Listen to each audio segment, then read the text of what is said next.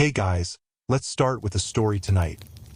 The ghost projections that lingered on the town hall wall of Tablin for 3 years, which, after 2 generations of exploration, were finally confirmed to be civilization snapshots of our 8th century ancestors, sent back to humanity by an alien observation device buried underground. So, before you get comfortable, take a second to like this video and subscribe, but only if you truly enjoy what I'm doing here. And let me know in the comments where you're tuning in from and what time it is for you right now. It's always fascinating to see people from all over the world joining us. The winter snow of 1792 arrived earlier than usual. Lead gray clouds, like water-soaked wool, hung heavily over the spires of Tablin, even muffling the church's bronze bell. Its sound had to wind through the snow fog 3 times before reaching the townspeople's ears. The granite walls of the town hall glowed coldly in the twilight, each stone bearing 3 centuries of wind and frost. The lower blocks were worn into shallow hollows by the boots of generations of night watchmen, while the middle section retained bullet holes from the religious conflicts of the 16th century, where dark brown moss had taken root like ointment on a wound. Night watchman Thomas wrapped himself in a coarse woolen coat patched 7 times, the wool at the collar having long frayed into felt that itched his chin. His earmuffs, knit by his wife from old yarn, had cotton wadding peeking out of the right one. Snowflakes, swirling in the night wind, stuck to them and quickly froze into tiny ice pellets. Thomas stamped his numb feet, the iron nails in his boot soles clinking sharply on the stone slabs. He pulled a tin flask from his bosom, warmed by his body heat, and took a 3rd sip of malt liquor. The spicy liquid slid down his throat, kindling a small flame in his stomach. At that moment, the corner of his eye caught a flicker on the wall. The section he had just swept free of snow was faintly glowing with a pale golden halo. Not the flicker of candlelight, nor the paleness of moonlight. This halo was like melted honey, seeping slowly through the stone cracks and spreading across the rough granite surface. Thomas's flask clattered to the snow, the liquor spilling out to form a small amber stain in the snow. Before he could bend to pick it up, the night wind froze it into a translucent shell. The halo expanded slowly on the wall, growing from the size of a palm to that of a door panel, its edges remaining softly curved, as if someone held a giant frosted glass lamp behind the wall. Thomas mustered his courage to take 2 steps forward, stretching out his red, frozen hand to touch the wall. The stone was still bitterly cold, with no hint of the warmth a light source should emit, yet the halo seemed alive, flowing over his knuckles and illuminating his rough fingers. Soon, blurry human figures emerged in the halo, standing in rows as if attending a ceremony. The clearest figure stood in the center, wearing a knee-length tunic with spiral patterns embroidered on the cuffs, shimmering slightly in the halo as if stitched with silver thread. Beneath the hem, thick hemp rope leg wrappings were tied in tight, neat knots, their fibers clearly visible. Thomas squinted hard.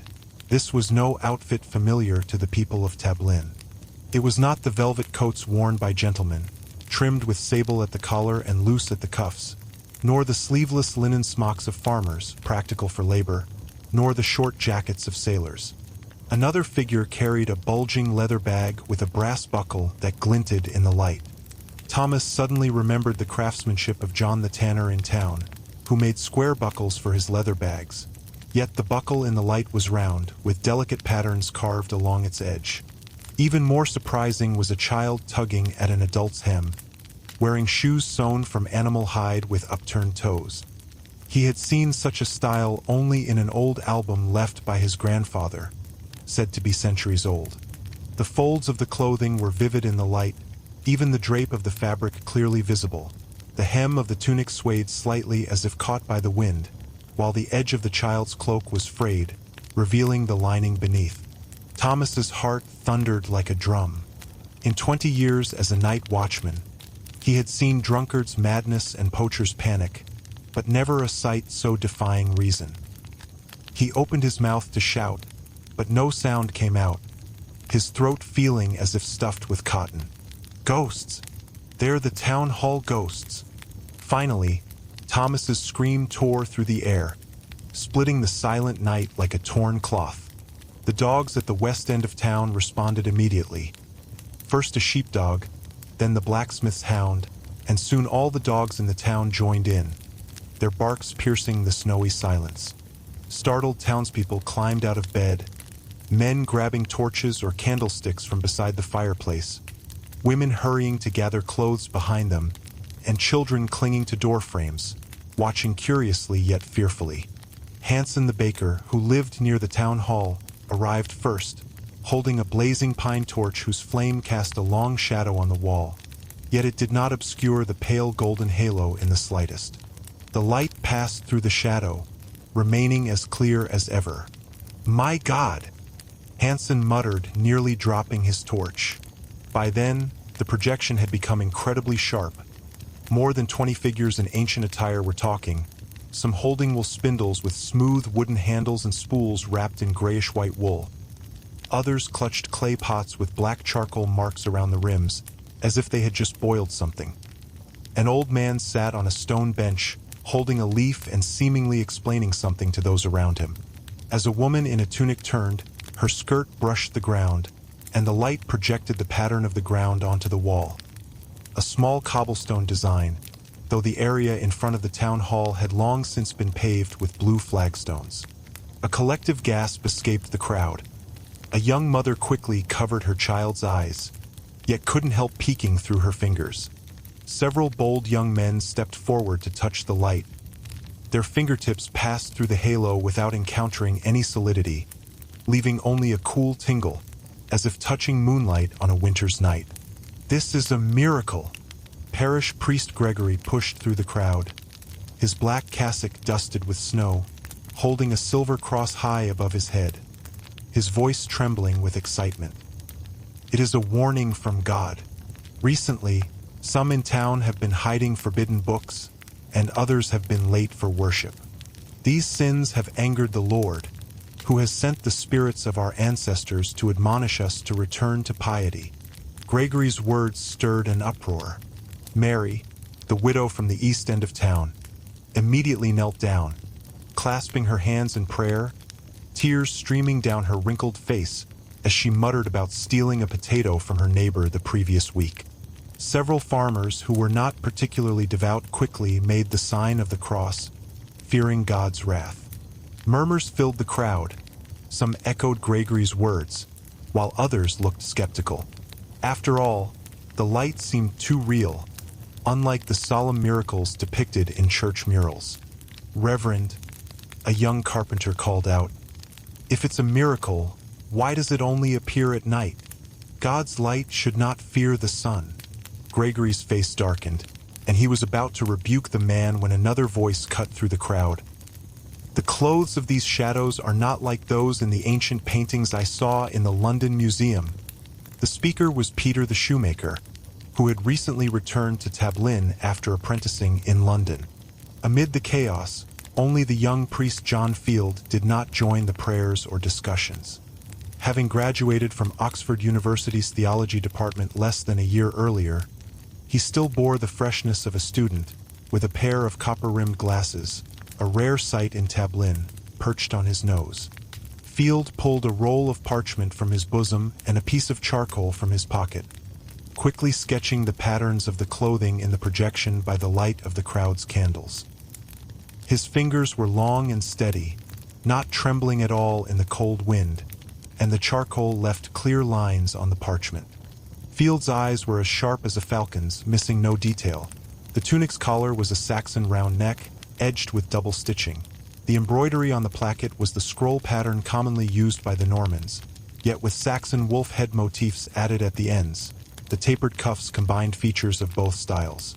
This fusion of styles had never appeared in any historical documents he had read in Oxford's libraries. The Saxons and Normans had been bitter enemies during the 100 Years' War, their clothing styles distinctly separate. How could they coexist on a single garment? He noticed the woman holding the spindle, whose top was inlaid with a small blue stone, like turquoise, yet there were no turquoise mines near Tablin.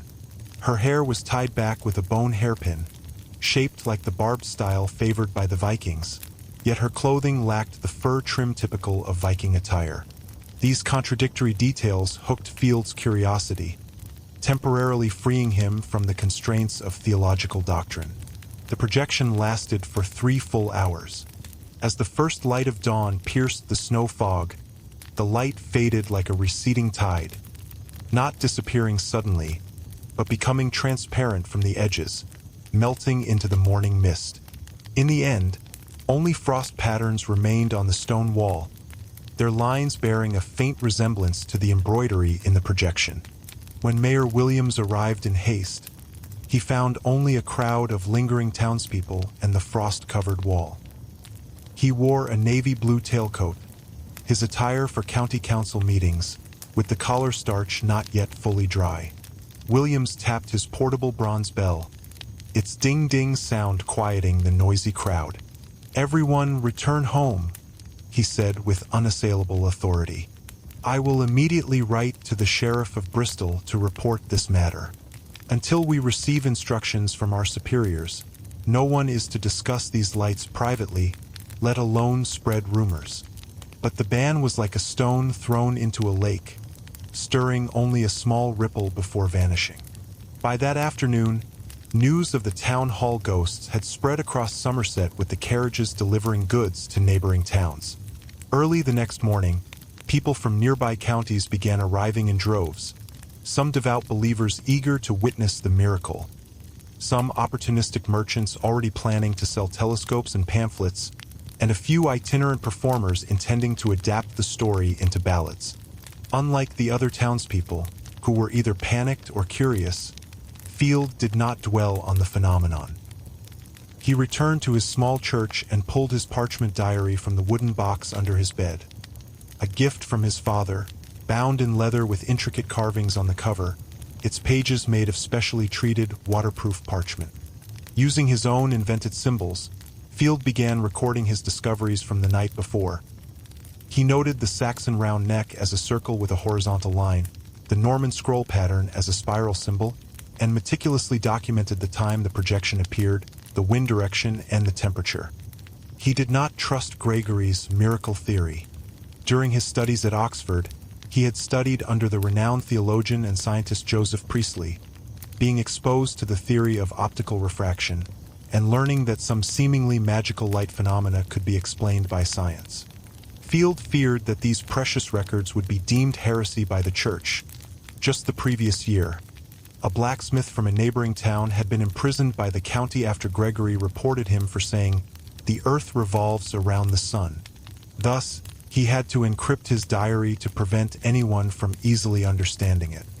Over the next month, the projection appeared 5 more times, always after thunderstorms or on full moon nights.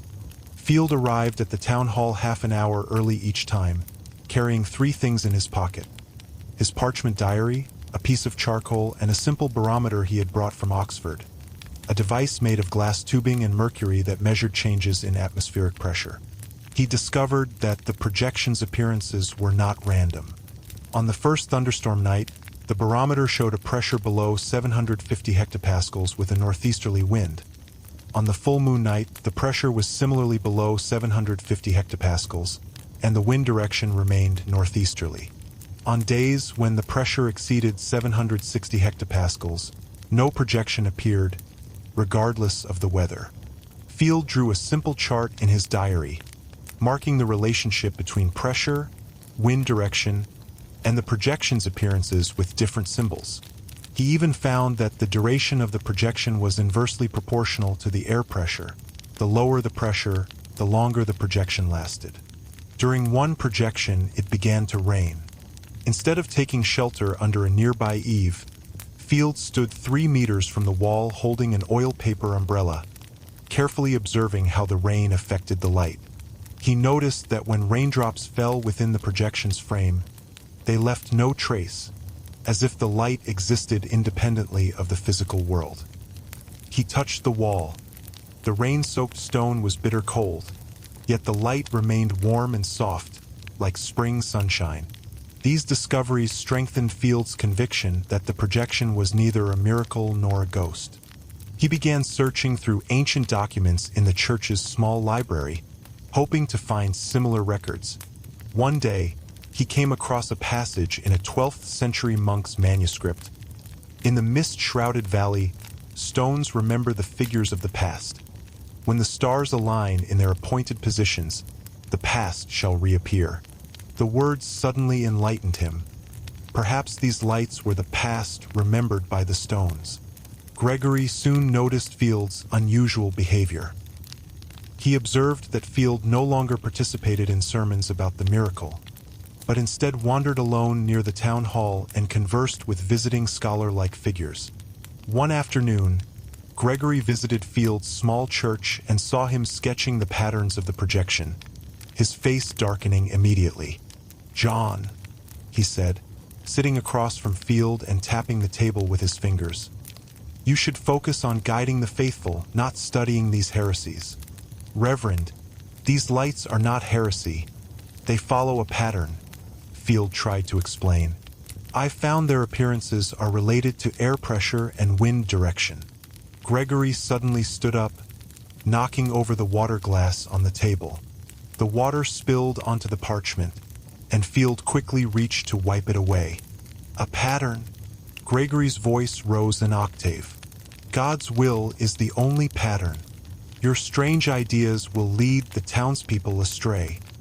He threatened Field that if he continued studying the lights, he would report him to the bishop and have him stripped of his priesthood. Field did not back down. He hid his diary in the church tower, a place few people visited. Every night, he climbed the tower by moonlight to continue organizing his discoveries. He knew he might not solve the mystery of the lights in his lifetime, but he hoped his records would survive, and that one day someone would understand his research. A turning point came in the early spring of 1793. The snow began to melt, filling the town with the damp smell of soil, and the moss at the base of the town hall walls turned bright green. It was a full moon night, and Field arrived at the town hall as usual, only to find a thin figure already standing by the wall, Maggie Carter, the town's elderly weaver. Maggie was 64, her hair completely white and tied back with a black cloth strip. Her fingers were gnarled and twisted from decades of spinning, her knuckles swollen, and wool fibers were embedded under her nails, impossible to wash away. Maggie was Tablin's finest weaver. Her woolen blankets were not only warm but also exquisitely patterned, with gentlemen from Bristol even traveling to commission her work. However, since the death of her husband 3 years earlier, her eyesight had deteriorated, and she had woven less and less. "Reverend Field," Maggie greeted him hoarsely when she saw him. "I heard the shadows would appear again tonight, and I wanted to see them." Field nodded, stepping aside to make room for her. Before long, the pale golden halo appeared on the stone wall as expected, and as it expanded, the figures in ancient attire gradually became clear. Maggie's cloudy eyes suddenly lit up. She took 2 steps forward, almost pressing her face against the wall. When the pattern on a woman's apron in the projection came into sharp focus, Maggie let out a short gasp, covering her mouth with her hands as tears blurred her vision. Her body began to tremble, not from cold, but from excitement. "What's wrong, Mrs. Carter?" Field quickly supported her, fearing she might fall. Maggie grabbed his sleeve, her fingers whitening with exertion, her voice hoarse with emotion. "It's double warp blending. It's the heirloom craft of the Carter family. The old cloth I inherited has exactly this pattern." Her voice was loud enough to attract the attention of the surrounding townspeople, who gathered around curiously. After the projection faded, Maggie pulled Field's sleeve, dragging him unceremoniously toward her house. Located at the westernmost end of the town, near the river, Maggie's cottage had a slate roof and walls plastered with yellow mud and straw. The interior was dim, requiring candles even during the day. Maggie dragged a heavy wooden chest from under her bed, its surface worn smooth and its brass buckle covered in patina. She opened the chest, revealing neatly folded pieces of fabric, and at the bottom, a small package wrapped in silk. Maggie carefully unwrapped the silk to expose a palm-sized piece of fabric. Its color had faded to taupe and its edges were frayed, but the pattern was clearly visible: linen thread, commonly used by the Saxons as the warp, tough and light in color. Wool, favored by the Normans as the weft, soft and dark in color. The two threads intertwined into a spiral pattern, identical to the apron in the projection. Field held the fragment, examining it closely by the light streaming through the window. The texture was unique. The thickness of the linen and wool was perfectly matched, retaining the linen's durability while incorporating the wool's softness. He ran his fingertips gently over the pattern, feeling the raised texture of the intertwined threads. The craftsmanship was so intricate that even the finest weavers today would struggle to replicate it. "This was my grandmother's dowry," Maggie said, sitting across from Field and slowly recounting the fragment's origin. "My grandmother told me she inherited it from her own grandmother, who supposedly dug it up from an 8th century tomb. When I was a child, my grandmother taught me to weave this double warp blending, saying it was the Carter family's heirloom. But by my generation, I could never replicate it. The secret to the ratio of linen to wool died with my grandmother before she could teach me." Maggie's voice was filled with regret. She picked up the fragment, pointing it out to Field. "Look here at the curves of the spiral. The linen and wool are twisted together so the pattern doesn't deform. No weaver today knows this trick." Field noticed a small tear at the edge of the fragment, the fibers showing signs of natural aging rather than man-made damage. "Are you certain this is from the 8th century?" Field asked. Maggie nodded, pulling an even older account book from the chest. Its pages were yellowed and brittle, filled with Gothic script recording the Carter family's lineage. "Look here," Maggie said, pointing to one page. "In 1567, my ancestor recorded the origin of this cloth in the account book, writing that it came from the tomb of an 8th century Saxon survivor."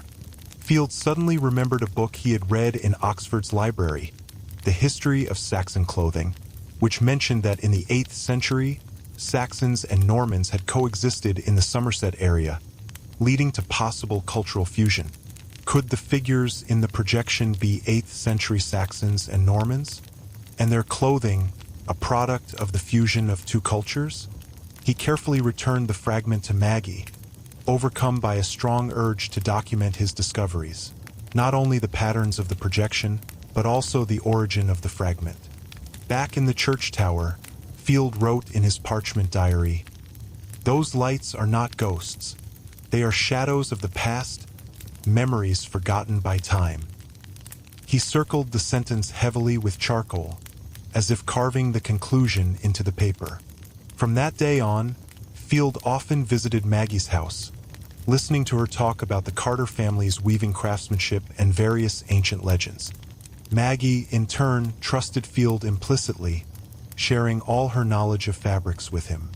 Field supplemented his diary with numerous details about double warp blending, drawing sketches of the fragment's pattern and comparing it to the pattern in the projection. He found that not only were the patterns identical, but the ratio of linen to wool was exactly the same. In the early morning of April 12, 1795, a mild earthquake struck Tablin. Field was in the tower organizing his diary when he suddenly felt the wooden planks beneath his feet shake. The oil lamp on the table swayed back and forth, spilling oil that left a small stain on the parchment.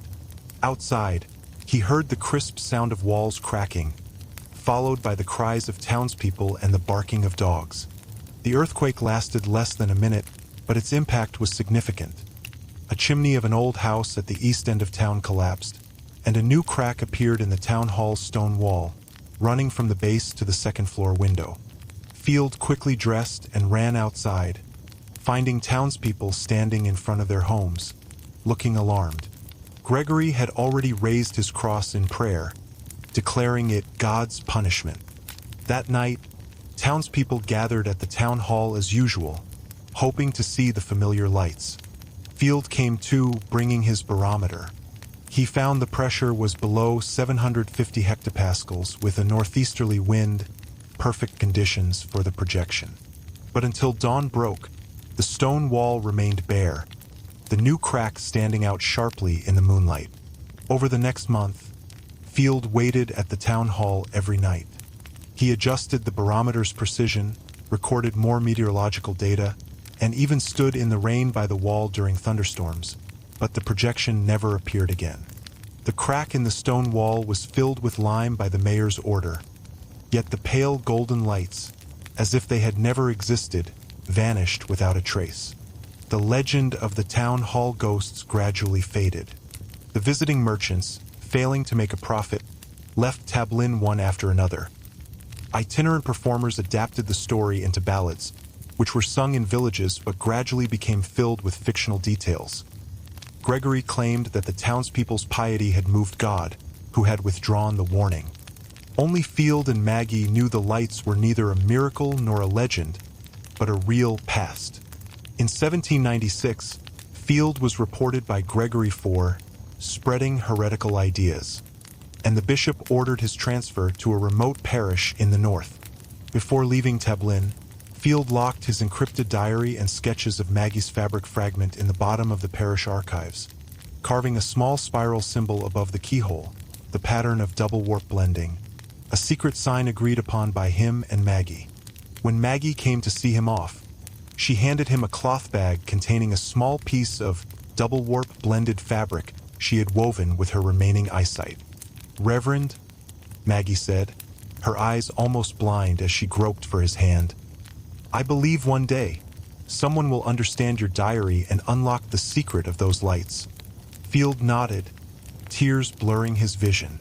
He knew that even though he was leaving Tablin, the memory of the lights, like the pattern of double warp blending, would forever be woven into the fabric of his life. The legend of the town hall ghosts was ultimately reduced to a few lines in Tablin's local chronicles. In the 60th year of the Qianlong reign, strange lights appeared on the walls of the town hall, resembling ancient people with unusual clothing. They lasted for 3 years before disappearing. Field's encrypted diary lay locked in the parish archives, gathering dust for over 2 centuries. Maggie's fabric fragment was passed down through generations of the Carter family, and 30 meters underground, the metal structure had quietly tilted 3.7 degrees during the mild earthquake, its focal point shifting away from the town hall, waiting for the day it would be rediscovered. By 2023, Tablin was no longer the remote town it had once been. A highway leading to Bristol passed 3 kilometers outside the town, with silver cars speeding by every day, their dust blocked by roadside green belts.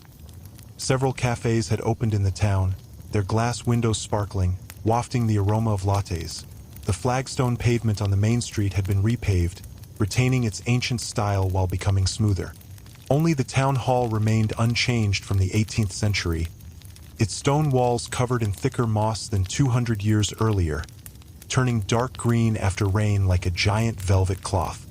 Ella Reynolds stood in front of the town hall, her feet beside a ground-penetrating radar detector emitting a soft beep, like a quiet bee.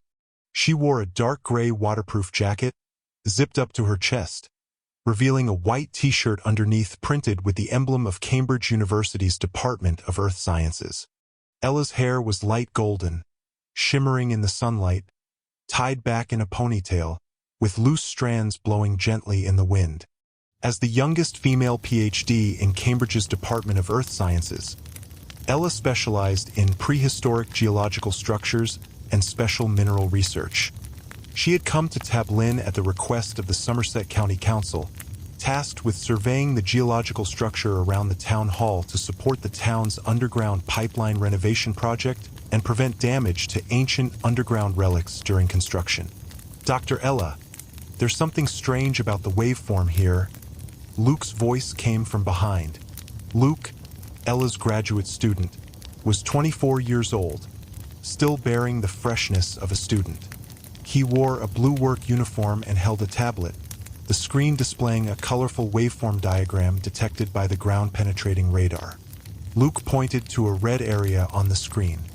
At a depth of about 30 meters, There's a large metal reflector with an irregular shape. It doesn't look like a naturally formed geological structure. Ella frowned, striding over to Luke. Her eyes fixed on the screen, the red area standing out sharply against the blue background. Shaped like a blooming metal flower with a circular center, 8 slender structures extending from it, each ending in a fan-shaped protrusion. Ordinary underground pipelines would appear as thin green or yellow waveforms, but this reflector's waveform was not only red, indicating high-density material, but also extremely complex in structure, completely unlike any human creation, whether ancient wells or modern pipelines. Adjust the detector's parameters to 1.5 GHz frequency and increase the depth precision to 0.1 meters, Ella said, her voice calm and decisive. She knelt down to check the detector's grounding, ensuring it was not subject to electromagnetic interference. Luke adjusted the parameters as instructed, and the detector's beep frequency increased slightly as the waveform diagram regenerated. While waiting, Ella walked over to the town hall's stone wall, reaching out to touch the moss. The moss felt moist and rough, and the wall was slightly cooler than the air, carrying the weight of history. She noticed several small cracks in the wall, one of which had an unusual shape as if caused by an earthquake, its edges already covered by moss, indicating it was quite old. Ella pulled out her phone, taking a photo of the crack to check Tablin's earthquake records later. Dr. Reynolds, the new waveform diagram is ready. Luke's voice held a hint of excitement. Ella returned to the detector, and the red area on the screen was even clearer. The circular center had a diameter of approximately 5 meters. The 8 metal arms varied in length, the longest being 10 meters and the shortest 6 meters, with the fan-shaped devices at the ends symmetrically distributed. The structure was too regular to have formed naturally. There's definitely something here. Ella's eyes lit up. Her intuition told her this could be a major discovery. Luke, let's conduct a grid survey in this area, measuring every half meter to map the full structure. She pulled out a map from her backpack, drawing a square in red ink in the area in front of the town hall. We'll start this afternoon and try to complete the preliminary survey before dark. 3 days later, a drilling rig extracted a sample from 30 meters underground. The rig's roar echoed in front of the town hall all morning, attracting many curious townspeople. As the drill pipe was slowly lifted, Ella and Luke held their breath. A dark brown metal block hung from the end of the pipe, covered in a thick layer of silicification, like a hard shell. Putting on white gloves, Ella carefully removed the metal sample from the drill pipe. It was heavier than she expected, weighing about 5 kilograms, with an uneven surface. The silicified layer was extremely hard, impossible to scratch with a fingernail. She used a small knife to gently scrape off the surface silicification, revealing a silver-gray metallic luster underneath. Soft, not as harsh as steel. What kind of metal is this? It doesn't look like iron or copper. Luke leaned in, curious. Ella didn't answer, taking out a portable magnifying glass to examine the metal's cross-section. The cross-section showed a uniform grain structure without any pores or impurities, a smelting technology that even modern methods would struggle to achieve. That afternoon, Ella took the sample back to the laboratory at Cambridge University. Located in the basement of the Earth Sciences building, the laboratory was filled with sophisticated equipment, the air smelling of alcohol and reagents. Ella sent the sample to the laser-induced breakdown spectroscopy, LIBS, testing room, where a laser would excite atoms on the sample surface, and the emitted spectra would determine its chemical composition. The test took 2 hours. Ella sat in the corridor outside the testing room, holding a cup of hot coffee but having no appetite to drink it.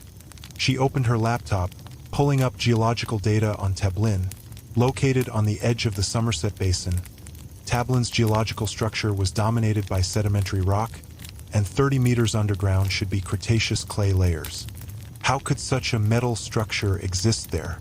She also checked Tablin's historical earthquake records, confirming that a mild earthquake had indeed occurred on April 12, 1795, with a magnitude of approximately 3.2. Though not strong, it could have affected underground structures. Ella suddenly remembered the crack in the town hall's stone wall. Could that earthquake have been related to the underground metal structure? "Dr. Reynolds, the test report is ready," the technician said, pushing open the door and handing her a printed report. Ella stood up immediately, hurrying into the testing room. The data on the report left her almost disbelieving. The sample was 92% silicified iron, with trace amounts of americium-243, an extremely rare element in nature with a half-life of 7,370 years. Its most famous discovery site was the Dalinga area in Qinghai, China, where similar elements had been detected in the mysterious structures known as alien iron pipes. "What's the americium content?" Ella's voice trembled slightly. 0.03%. Although the content is low, it's definitely either man-made or of extraterrestrial origin. Such enrichment cannot form naturally on Earth, the technician explained. Furthermore, the crystal structure of this silicified iron is hexagonal close-packed, completely different from naturally occurring silicified iron on Earth. This can't be naturally formed. Ella stared at the test report, her fingers tapping the table unconsciously. Countless thoughts raced through her mind. A product of prehistoric civilization? An extraterrestrial relic? Or a special structure formed by unknown geological processes? She immediately pulled up data on Dalinga's alien iron pipes. Dated to 150,000 years ago, they were also primarily composed of silicified iron with various rare elements, sharing many similarities with the Tablin sample. The metal structure in Tablin, located beneath Cretaceous clay layers dating back approximately 66 million years, must have formed at least 66 million years ago, far earlier than the emergence of human civilization. A wild thought crossed her mind. Could this be a creation of a prehistoric civilization, or even an extraterrestrial one? To verify this hypothesis, Ella worked through the night to write a preliminary survey report, submitting it to the Academic Committee of Cambridge's Department of Earth Sciences. The report detailed the metal structure's shape, composition, and detection process, proposing the extraterrestrial civilization relic hypothesis. The academic committee responded cautiously, requesting more evidence and advising her not to jump to conclusions to avoid unnecessary controversy. Early the next morning, Ella returned to Tablin with new detection equipment. This time, she brought a ground-penetrating radar, GPR device, which emitted high-frequency electromagnetic waves to penetrate underground media, generating 3D images of subsurface structures based on reflected signals. Ella and Luke set up 20 detection points in front of the town hall, scanning the metal structure from different angles. The detection work lasted 2 full days. When the 3D image appeared on the computer screen in their temporary office, Ella and Luke were stunned. The structure on the screen was completely beyond human engineering understanding. At its center was a spherical object approximately 5 meters in diameter, encased in a layer of transparent crystal like a giant pupil.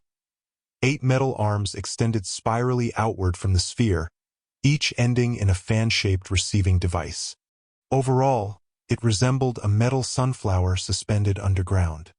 "This is definitely the creation of an intelligent civilization," Luke said, his voice filled with awe. "Look at the angles of these metal arms. Each has been precisely calculated with an error of no more than 0.1 degrees. Nature could never form such a structure."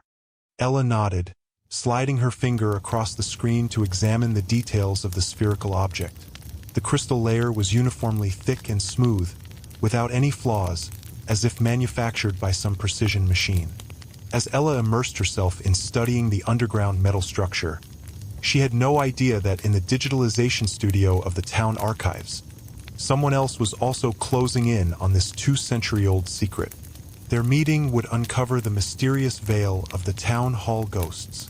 Meanwhile, in the digitalization studio of Tablin's town archives, historian Chan Ming stared at the scanned document on his computer screen, feeling perplexed. a visiting scholar from Peking University's Department of History. The 35-year-old specialized in medieval English costume culture. He had come to Tablin at the request of the British National Archives to organize the town's documents dating back to the Middle Ages and establish a digital database. The studio, located on the second floor of the town hall, was small, with 4 rows of filing cabinets along the walls and 4 desks in the middle, each equipped with a scanner and computer. Outside the window was the town hall's small garden, where several apple trees were in bloom, their pink petals drifting into the window and landing on Chan Ming's desk. Chan Ming wore a light blue shirt with his sleeves rolled up to his elbows, revealing sturdy arms. His hair was slightly messy, unkempt from staying up late to organize archives. The document in front of him was an 18th century parchment diary, written in messy black ink interspersed with numerous strange symbols, clearly encrypted. There was no signature on the cover, only a small spiral symbol drawn in the bottom right corner. Professor Chun, this is Reverend Field's diary. It was previously classified as theological miscellany and has never been deciphered. Susan, the archive administrator, said, placing a cup of black tea on his desk. A native of Tablin in her 50s, Susan had curly hair and a warm smile. They say he was criticized by the church as a heretic for studying the town hall ghosts and later transferred away. The town hall ghosts? Chun Ming's interest was piqued. While organizing Tablin's local chronicles, he had come across a brief mention of strange lights on the town hall wall. But the content was sparse, lacking details. Reverend Field studied these town hall ghosts? Yes. Susan sat down, launching into a story. My great-great-grandmother was from the Carter family. She said Reverend Field often visited the elderly weaver Maggie Carter back then and recorded what the lights looked like. But these are just legends. No one has ever seen his records. Susan's words sparked a thought in Chun Ming's mind.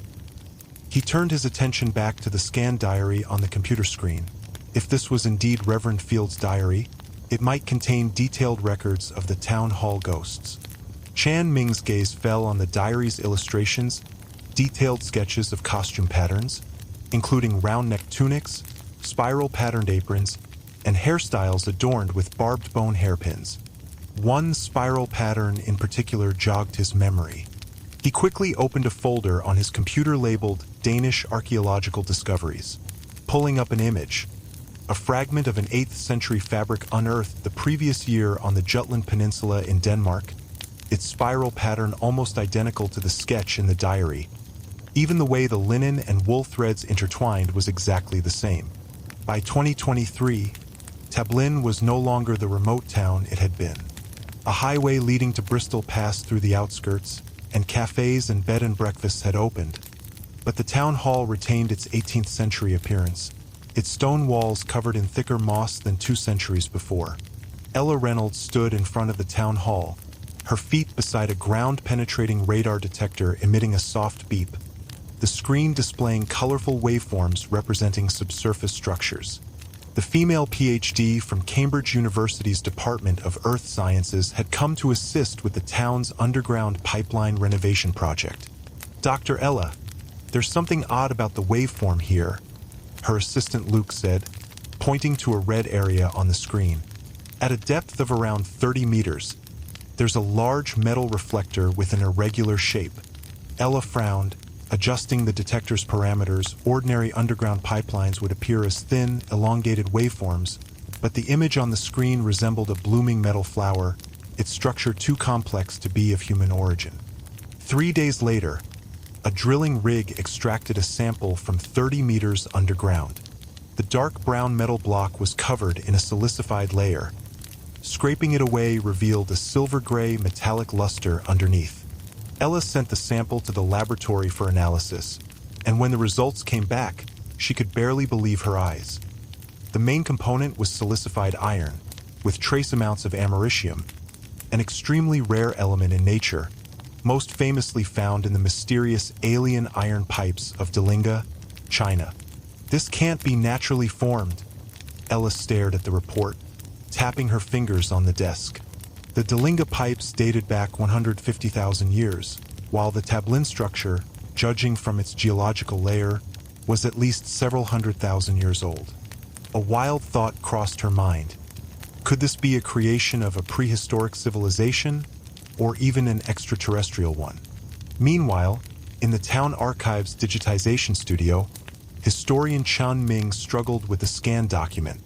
The visiting scholar from Peking University's Department of History was tasked with organizing Tablin's medieval archives. The 18th century parchment diary before him was written in messy handwriting interspersed with strange symbols, clearly encrypted. Professor Chen, this is Reverend Field's diary. It was previously classified as theological miscellany and never deciphered, Archive Administrator Susan said, handing him a cup of black tea. They say he was criticized by the church as a heretic for studying the town hall ghosts.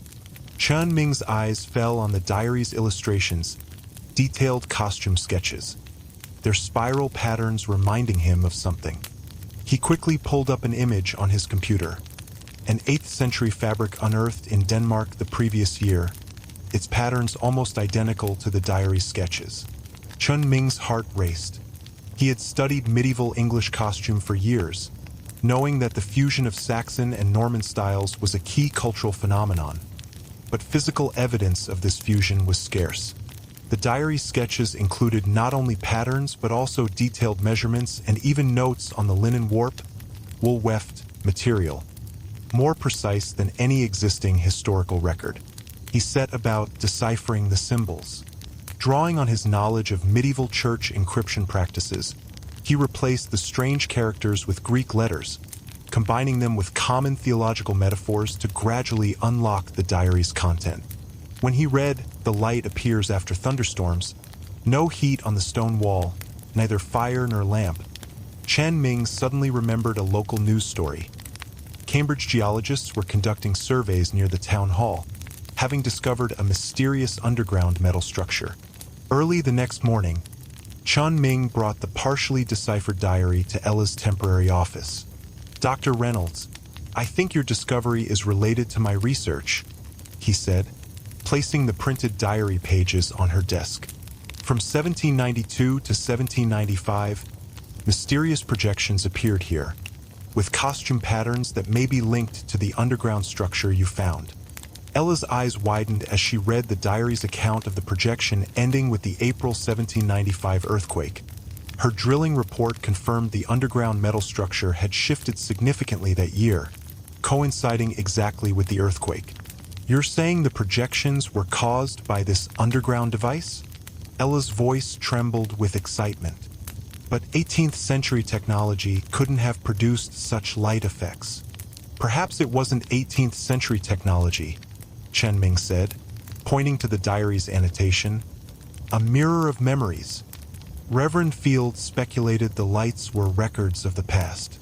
If the underground device is prehistoric or even extraterrestrial, everything makes sense. The two scholars from different fields reached an immediate consensus, submitting a joint research proposal to their universities and forming the Tablin Anomaly Project team. At their first meeting, they compiled key clues: the 30-meter-deep alien metal structure, the 18th century lightless projections, the 8th century costume patterns, and the 1795 earthquake displacement. These seemingly isolated points formed a clear line. "We need further exploration," Ella said, tapping the projector screen. "We'll use ground-penetrating radar and muon imaging to map the full structure of the underground device." Chen Ming added, "I'll contact Nordic archaeologists to compare more 8th century costume data and confirm the projection's age and context." The townspeople of Tablin were curious about the visiting scholars. When they learned the team was investigating the town hall ghost legend, many elderly residents came forward with clues, some bringing protective talismans passed down from ancestors, others recalling childhood stories of the town hall wall glowing. These oral histories provided valuable details for the research. A descendant of Maggie Carter also sought out Chen Ming, bringing the fabric fragment passed down through 10 generations. Its edges were frayed, but the pattern remained clear. My grandmother said this is a piece of my ancestors' clothing, meant to protect the family, the woman said, handing him the fragment. Can you really uncover the secret of those lights? I want to see what my ancestors looked like. Holding the fragment, Chun Ming felt a sense of responsibility. Their research was not just about solving a scientific mystery, but also responding to ordinary people's reverence for and curiosity about history. The ground-penetrating radar survey lasted a full month. When the 3D image appeared on the team's meeting room screen, everyone fell silent. The structure was beyond human engineering comprehension. At its center was a 5-meter diameter spherical object encased in transparent crystal, like a giant pupil. 8 spiral metal arms extended outward from the sphere, each ending in a fan-shaped receiving device, resembling a metal sunflower suspended underground. This is definitely not human-made, Ella's supervisor, Professor Hawkins of Cambridge's Department of Earth Sciences, said, adjusting his glasses. These spiral arms are designed to maximize cosmic ray absorption, each angle calculated with precision to within 0.1 degrees. The muon imaging results were even more shocking. The spherical core was not solid, but contained an unknown element with an atomic structure not found on the periodic table. We'll tentatively call it a time anchor, Ella proposed at the meeting. Based on its structure, its main function is likely to receive and transmit energy signals. To unravel its working principle, the team invited particle physicists and astronomers to join. Astronomer Lena Kovac brought key data. Simulations of the solar system's historical trajectory showed that in the late 18th century, 1790 to 1795, the solar system had passed through a supernova remnant, increasing gamma-ray intensity, reaching Earth by 300%. This is likely what activated the device, Lena said, pointing to the supernova remnant on the star map. Gamma rays are the most energetic electromagnetic radiation in the universe, sufficient to power such a high-energy device. Particle physicist Marcus Schmidt's simulation experiments revealed that the time anchor's metal arms could convert gamma rays into directed beams, their wavelength adjustable via the crystal core. If the device encodes these gamma rays and emits them, under specific atmospheric conditions, Tablin's foggy river valley, the water molecules can refract them into visible light, Marcus explained. It's like a natural projection screen. Meanwhile, Chun Ming's historical research yielded a major breakthrough. Comparing the costume patterns in Field's diary with archaeological finds from across northern Europe and England, he pinpointed the projection's era to 872 AD. That year, the Vikings had just conquered York, driving a large number of Saxon refugees south to the Tablin area. Chun Ming presented his evidence at the team meeting. Tablin was a Norman trading post at the time, and the intermarriage between Saxon refugees and Norman merchants created a unique costume style. Look, this round-neck design with embroidery is a direct reflection of Saxon-Norman cultural fusion. He also discovered an intriguing detail. The spindle held by one figure in the projection matched 8th century artifacts unearthed in Tablin exactly. This confirms the projection is a realistic record of Tablin life in the 8th century, Chun Ming said excitedly. The time anchor is like a cosmic camera, capturing scenes of Tablin life in the 8th century and projecting them during the late 18th century gamma-ray burst. But who built the time anchor and why record 8th century Tablin? This became the team's core mystery. Professor Hawkins proposed a bold hypothesis. The builders are likely a highly advanced extraterrestrial civilization. We'll call them the Observer Civilization for now. They've deployed such time anchors across the galaxy not to make contact with other civilizations, but to collect sample data on planetary civilizations. Tablin's cultural fusion in the 8th century was extremely unusual, Lena added. 3 cultures, Saxon, Norman, and Viking, converged here, creating a unique civilization sample. The Observer Civilization likely chose this as an Earth observation point precisely because of this. Their device is like a cosmic museum collection tool. periodically recording the state of civilizations across different planets. The hypothesis gained unanimous support from the team. The time anchor was not evidence of extraterrestrial visitation, but a silent observation tool, one of countless civilization surveillance cameras in the universe. To verify this, Ella's team conducted a detailed analysis of the time anchor's energy pathways. They discovered the crystal core contained vast amounts of data, encoded in a language entirely different from human computer code, but clearly containing optical information. "We can't decipher this data yet," Ella said regretfully, "but we can confirm it contains more than just 8th century Tablin images. It likely holds records of civilizations from different eras and regions." By this point, the Town Hall ghost mystery was largely solved. The late 18th century gamma ray burst had activated the underground alien device, which emitted encoded gamma ray beams carrying stored 8th century Tablin images. Refracted by the foggy atmosphere of Tablin's river valley, these beams formed the mysterious projections on the Town Hall wall. The 1795 earthquake had shifted the device, moving its focal point away from the wall and causing the projections to disappear. This conclusion explained the lightless nature of the projections while aligning with historical and scientific logic perfect. But a new problem emerged. In analyzing the energy pathways, Ella's team made an unexpected discovery. The time anchor's directed beams had not one, but two focal points.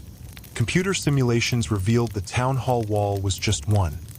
An older focal point lay beneath the town's eastern cemetery. This focal point predates the Town Hall by centuries, possibly dating back to before the Middle Ages, Ella said, studying the new image. This suggests the time anchor was activated in much earlier times, with its focal point not on the Town Hall but on the cemetery. This revelation sparked new questions.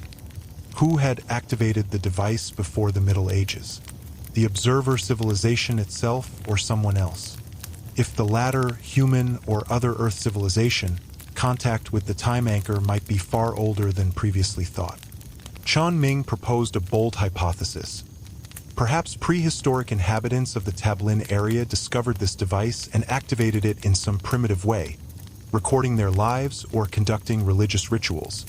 While lacking direct evidence, this hypothesis added a new layer of suspense. They were not the first to discover the time anchor, nor would they be the last. News of the time anchor's discovery quickly gained widespread attention. Representatives from the British government, UNESCO, and major research institutions flocked to Tablin, transforming the quiet town into a hub of activity.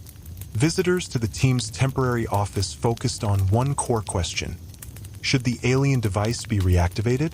We understand why the device shifted. Straightening it by 3.7 degrees would realign the focal point with the Town Hall wall, Ella explained at a meeting with stakeholders. While gamma ray intensity has returned to normal, we could activate the device using an artificial energy source, such as a high-energy particle accelerator. Successfully restarting it would give us access to more alien data, potentially revealing images from other historical eras. This was the core demand of the scientific faction, using the alien device to explore the unknown and advance scientific progress. But Chun Ming opposed the idea.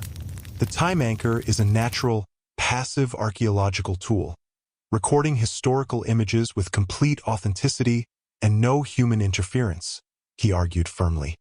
Actively activating it could compromise this objectivity. Who can guarantee an artificial energy source won't damage the stored data, or that restarting it won't pose unforeseen risks? The historical faction's stance resonated with many archaeologists and historians who advocated preserving the device as a precious, alien archaeological site. The townspeople were deeply divided. At a town meeting, Emily, a descendant of Maggie Carter, spoke up, holding the fabric fragment. "My ancestors saw their relatives in those projections, and I want to see what mine looked like. Restarting the device is our best chance to understand our family history." Her words struck a chord with many descendants eager to witness their ancestors' images. But others opposed the plan. Thomas Williams, an elderly town councilor and descendant of the 18th century mayor, rapped his fist on the table. Those lights are the resting place of our ancestors' spirits. We shouldn't disturb them with modern technology. If activating the device causes an accident, who will take responsibility? The town's parish priest also warned that tampering with an alien device might anger God, bringing disaster. The ethical debate lasted a full month. Tensions between the scientific and historical factions, and between townspeople and visiting scholars, escalated into small-scale protests. Ella and Chun Ming found themselves torn. While eager to unlock more alien mysteries, they feared harming history or the townspeople. Our original goal was to seek the truth, not create conflict, Chun Ming said at an internal team meeting. Perhaps we need a different approach. We don't have to restart the device to recreate history. This idea inspired Ella. She proposed a new plan. We could use modern holographic projection technology to recreate the 18th century projections, based on Field's diary, unearthed artifacts, and the time anchor's optical data. This would satisfy the townspeople's desire to connect with history without interfering with the alien device. The team unanimously approved the plan, collaborating with a holographic technology company to reconstruct 8th century Tablin life based on rigorous historical research and scientific data. Meanwhile, the team decided to build a time echo memorial above the time anchor. The memorial's main structure would be made of transparent glass, with an underground viewing corridor allowing visitors to observe the 30-meter deep time anchor through specialized safety equipment designed not to interfere with the device. The memorial would also display Field's diary, Maggie's fabric fragment, and other artifacts from the research, educating visitors about the solving of this cross-temporal mystery. In December 2023, the Time Echo Memorial officially opened. On opening day, the weather was unusually clear, sunlight warming the town hall wall. Holographic projections recreated the mysterious 200-year-old lights. 8th century Tablin residents walked and talked on the wall, children ran and played, weavers spun wool, and sunlight filtered through their clothing, casting dappled shadows on the stone. Standing in the crowd, Emily watched the apron in the projection, its pattern identical to her family's fabric fragment, and tears blurred her eyes again, this time not from fear but from emotion. Ella and Chun Ming stood on the memorial's top floor, watching the crowd below. We didn't restart the alien device, yet we've recreated history with our own technology, Chen Ming reflected. This is perhaps the meaning of human civilization. We don't need to rely on gifts from unknown civilizations to find our own historical answers and preserve our cultural memories. Ella nodded, holding a new survey report. The ancient focal point beneath the cemetery had recently detected faint energy fluctuations, regular and seemingly artificial. Do you think someone has activated it before? Ella asked softly, looking toward the distant cemetery. The tombstones stood silently in the sunlight, as if telling ancient stories. Chan Ming didn't answer, his gaze turning to the distant stars, vast, mysterious, and full of unknowns. While the time anchor mystery was temporarily resolved, new questions emerged. Would the observer civilization return? What was their ultimate purpose in deploying these devices? Were there other time anchors on Earth besides the one in Tablin? What did the energy fluctuations beneath the cemetery mean? These questions took root in their minds, waiting to be answered. In the night sky, a shooting star streaked toward Tablin. 30 meters underground, the time anchor's crystal core flickered faintly, as if responding to a call from the stars. In the memorial's guestbook, someone had written, "We are both witnesses to history and observers of the future." These words perfectly encapsulated the cross-temporal story. 6 months after the memorial's opening, Tablin had become a popular tourist destination. Visitors from around the world marveled at the holographic projections, contemplated the time anchor through the viewing windows, and left their thoughts in the guestbook. The town's economy thrived, with new cafes, restaurants, and bed and breakfasts opening. significantly improving the lives of local residents. Ella and Chun Ming's research continued. They founded the Time Anchor Research Center, attracting interdisciplinary scholars including linguists, anthropologists, astronomers, and physicists. The center, located on the memorial's second floor, was filled with advanced research equipment, its walls adorned with star maps, geological surveys, and historical charts. One day, a Greek culture scholar named Thorne visited the research center. White-haired and wearing wire-rimmed glasses, he carried an ancient leather case. A senior researcher at the National Library of Athens, Eris specialized in ancient Greek myths and legends.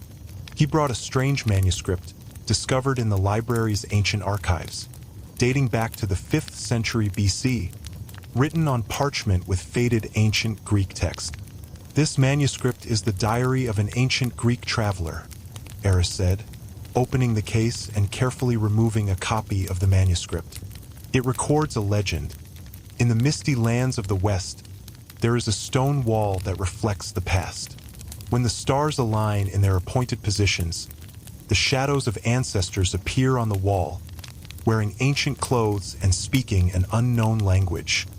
The misty lands likely refer to the British Isles, Eris said, pointing to a map drawn in the manuscript, its outline roughly matching that of the British Isles. This legend closely matches Tablin's projection phenomenon. It suggests the time anchor was activated as early as the 5th century BC, with its focal point on a stone wall somewhere.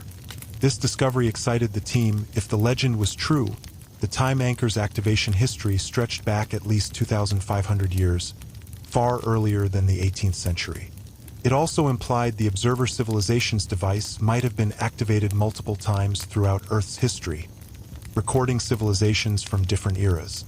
Ella immediately led the team in conducting further surveys of the ancient focal point beneath the cemetery. Using advanced drilling technology, they drilled a 10-centimeter diameter hole near the focal point, inserting miniature detection equipment. The results were shocking. They discovered traces of prehistoric human activity, several polished stone flakes with strange carvings, dated to the Neolithic age, around 4000 BC. The arrangement of these carvings is highly regular, Chun Ming found after studying them. They resemble the spiral structure of the time anchor's metal arms, possibly imitated by ancient inhabitants.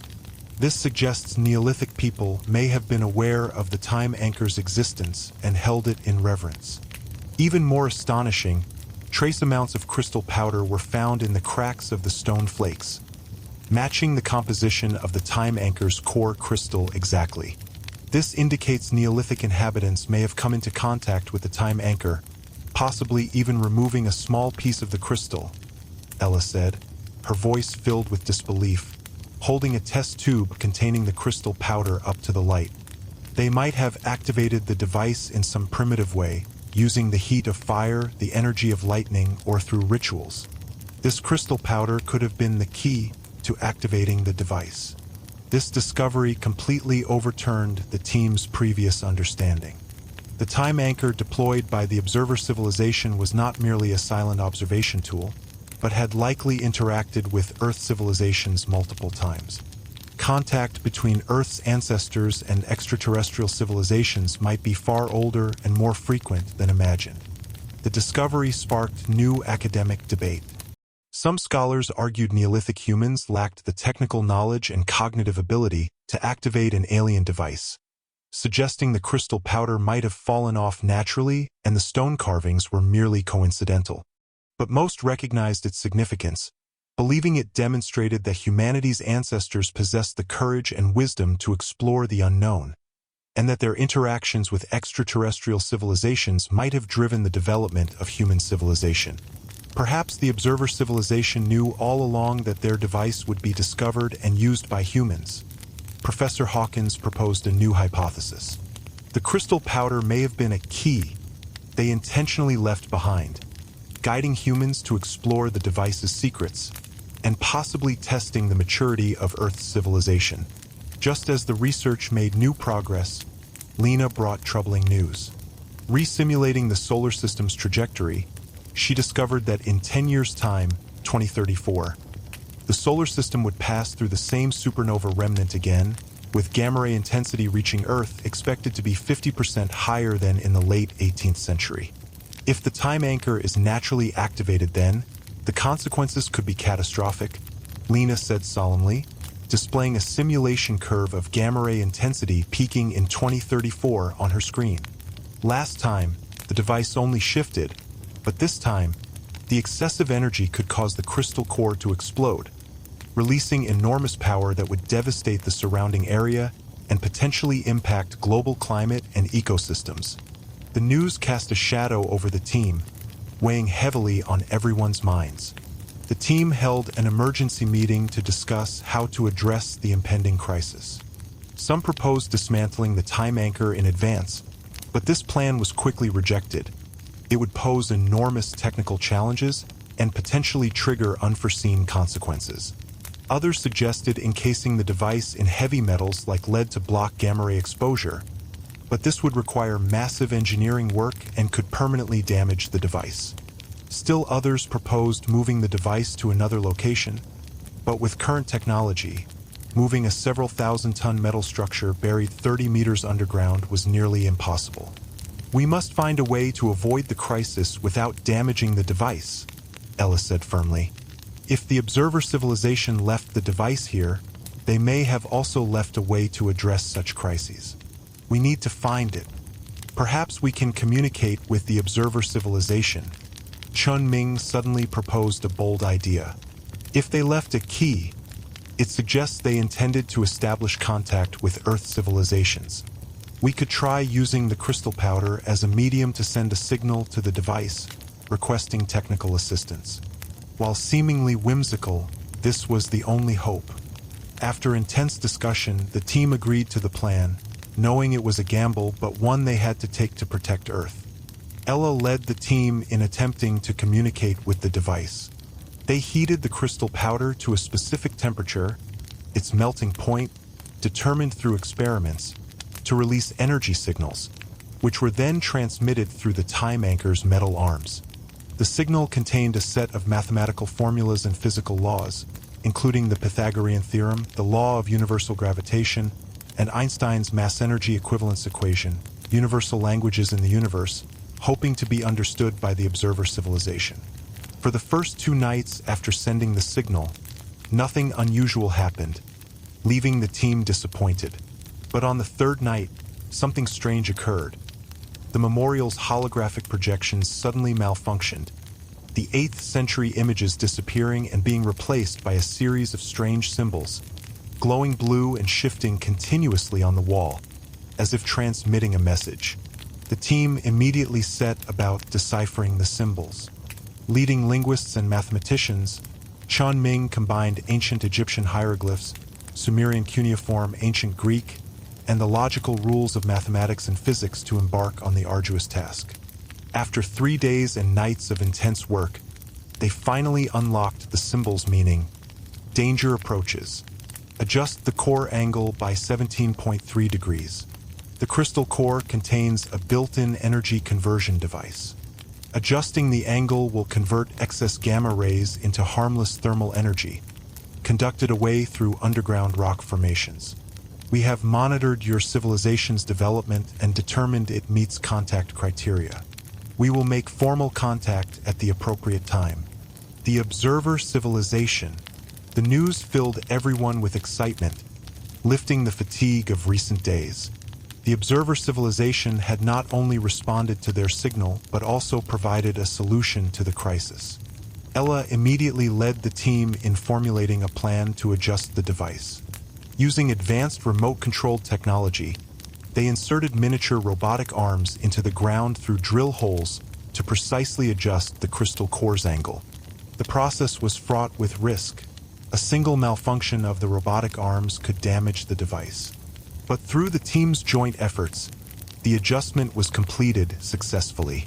Simulation tests showed the adjusted device would convert excess gamma rays into harmless thermal energy, avoiding the risk of explosion. The team breathed a sigh of relief, smiles of relief spreading across their faces. In the winter of 2024, snow fell heavily on Tablin, strikingly similar to the winter of 1792. Snowflakes drifted down, covering the town hall wall, the memorial's roof, and the town streets and houses. Ella and Chun Ming stood in front of the town hall, watching the holographic projections on the wall.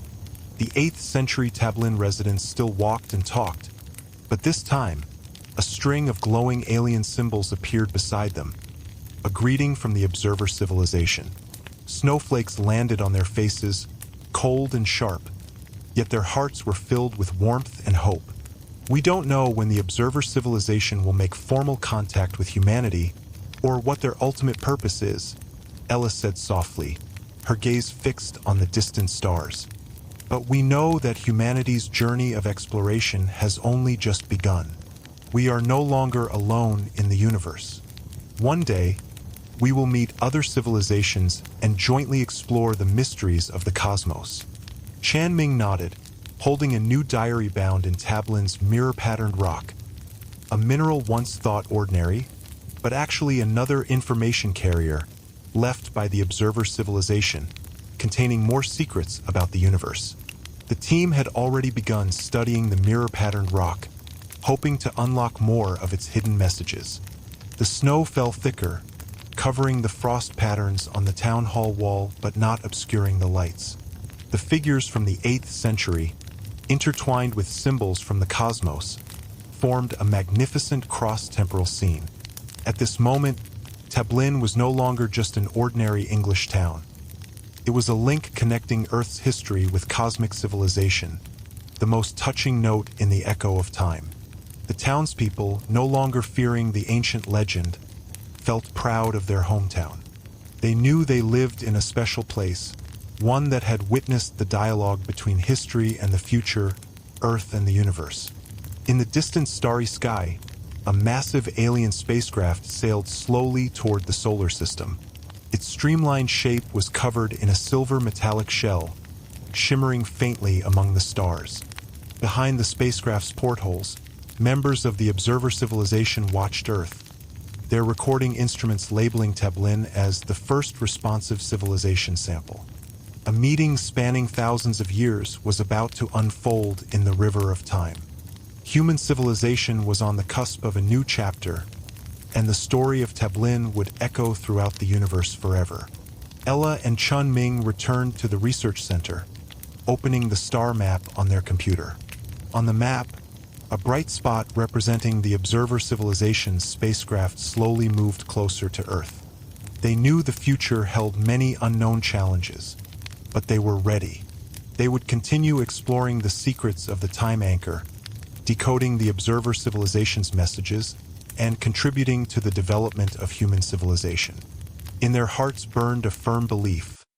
As long as humanity retained its curiosity about the unknown, its pursuit of truth, and its reverence for the universe, it would surely find its place in the vast cosmos and write its own glorious chapter.